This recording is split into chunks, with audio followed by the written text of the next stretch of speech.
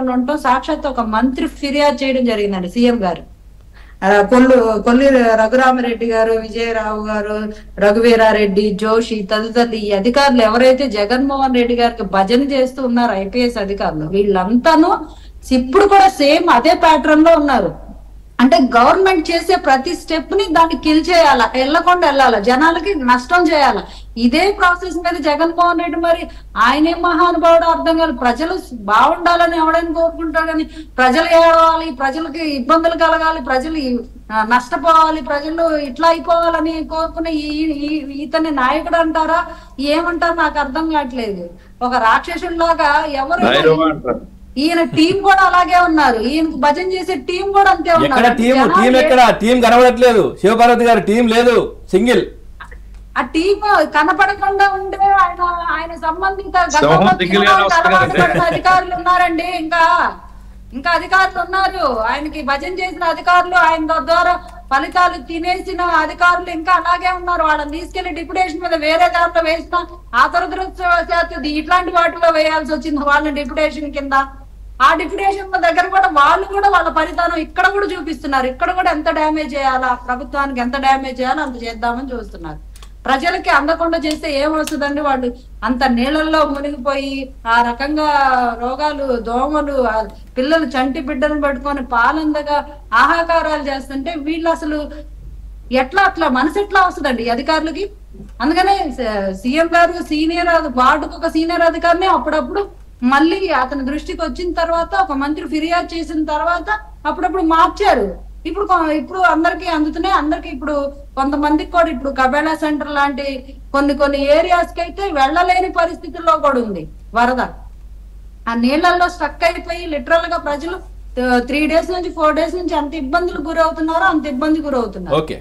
So ఇంకా అలాగా last వరకు చేరడానికి ఏం చేయాలో అన్ని రకాలుగా ఈ రకంగా అందరు ప్రయత్నాలు చేస్తుంటే ఈ జగన్మోహన్ రెడ్డి గారు ప్రకాశం బ్యారేజ్ గేట్లెట్ట పగలగొడదాం, లేకపోతే చెరువులకి గండ్లెట్టతో వేద్దాం, లేకపోతే ఆహార పొట్లాలు అందకుండా ఎట్ట చేద్దాం, నీళ్లు అందకుండా ఎట్ట చేద్దాం, పాలు అందకుండా ఎట్ట చేద్దాం, ప్రజల్ని ఎక్కడ చంపేద్దాం. ఇప్పుడు చావు చూసి ఈయనలో పులకరింత. ఇప్పుడు ఎన్ని చావులు చూడాలని కోరుకుంటున్నాడో అర్థం కావట్లా. మరి ఈ నరరూప రాక్షసుని ఈయన ఒక పార్టీ ప్రెసిడెంట్ గా జనం ఎట్లా యాక్సెప్ట్ చేస్తారు? ఈసారి జనాల్లోకి వెళ్తే వాళ్ళే రాళ్ళు ఇచ్చుకొని కొట్టే పరిస్థితిలో ఉంది పరిస్థితి. ఎందుకంటే ఆయన బయటకు వెళ్ళి మాట్లాడే మాటలు అలా ఉన్నాయి. ప్రజల పట్ల ఏ మాత్రం ఇది లేదు. శివపార్వతి గారు ఫైనల్ గా కంక్లూడ్ చేయండి. వైకాపా వాళ్ళని అధ్యక్షుడిగా తీసేమని చెప్పాలి. ఆయన శాశ్వత అధ్యక్షుడు సార్, మళ్ళీ ఇట్లాంటిది ఏమైనా జరుగుతుందేమో అని ఆయనే పెట్టేసుకున్నారు. అందుకనే ఒకళ్ళు వదిలేసి వెళ్ళిపోతున్నారండి. వాళ్ళ ఇతను తీసే అవకాశం లేక రాజ్యసభ సభ్యులు రాజీనామాలు, రేపు మళ్ళీ కొంతమంది ఎమ్మెల్యేలు కూడా బయటికి పోతారు. ఇప్పుడు గేట్లు తెరవకగానే లేకపోతే పాటికి గేట్లు అంటే ఆయన చెప్పిన శివపార్వతి గారు కంక్లూడ్ చేయండి ఫైనల్ గా ఒకసారి. ఇప్పుడు జగన్మోహన్ రెడ్డి గారిని చూసి అసలు ప్రజలు కూడా ఇలాంటి మన 151 ఇచ్చిందని బాధపడుతున్నారండి. నిజంగా ప్రజల కష్టంలో ఉన్నప్పుడు ఒక ప్రతిపక్ష నాయకుడు ఏం చేయాలి? కనీసం ఒక 4 ఆహార పొట్లాలను తీసుకెళ్లాడా? కనీసం ఒక 4 మంచినీళ్ళన్నా ఇచ్చాడా? పోనీ ఆయన సిమెంట్ ఫ్యాక్టరీలో వేలాది కోట్లు ఖజానాన్ని ఖాళీ చేశాడుగా, 5 లక్షల కోట్లు మింగేశాడుగా. అందులోంచి కొంతైనా ఖర్చు పెట్టొచ్చు కదా ప్రజల కోసం. ఆ తినేసిన అవినీతిలోనైనా కొంచెం ఖర్చు పెట్టొచ్చు కదా ప్రజల కోసం.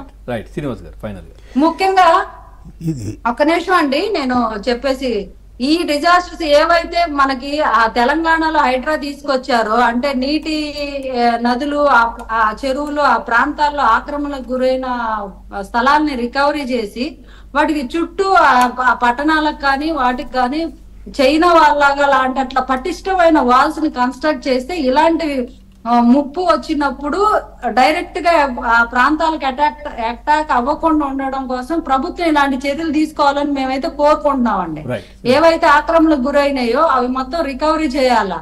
ఎవరైతే కబ్జా చేశారో వాళ్ళ దగ్గర నుంచి లాక్కొని ఇప్పుడు ఏవైతే ఆ స్థలాన్ని ప్రొటెక్ట్ చేసుకుంటూ ఆ చుట్టూ ఏమైనా ఇలాంటి ప్రకృతి విపత్తులు వచ్చినప్పుడు ఎఫెక్ట్ అవ్వకుండా ఉండడానికి అండర్ డ్రైన్ వాటర్ కానీ వెంటనే ఇమీడియట్ గా ఆ నీటి ఏదైతే నీరు వచ్చినా కూడా అది నిలవకుండా సముద్రంలోకి పంపించే మెకానిజాన్ని మనం వచ్చేలాగా చేసుకోవాలి ఆ రోడ్లు గాని ఇవన్నీ గాని.